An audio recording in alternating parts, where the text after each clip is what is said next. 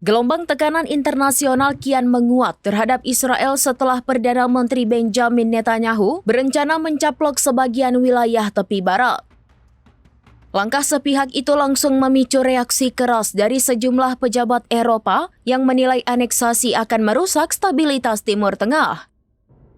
Rencana Israel tersebut dianggap sebagai upaya memperluas kendali atas tanah Palestina secara hukum internasional diakui sebagai wilayah pendudukan sejak Perang 1967. Tapi Barat sendiri dinilai strategis dan penuh keuntungan bagi Israel. Namun Eropa menegaskan tak akan tinggal diam. Langkah Netanyahu disebut bisa menjadi bumerang yang memperburuk citra dan posisi Israel di dunia internasional. Situasi semakin memanas setelah Inggris, Kanada, dan Australia resmi mengakui negara Palestina. Gelombang pengakuan itu membuat Israel semakin terpojok di kancah diplomasi global. Bukan hanya Uni Eropa, Arab Saudi juga turut memberi peringatan keras.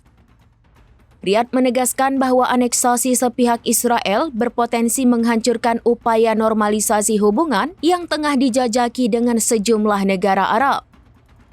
Kini mata dunia tertuju pada Tel Aviv. Akankah Israel tetap nekat melangkah atau justru mundur menghadapi tekanan internasional yang semakin besar?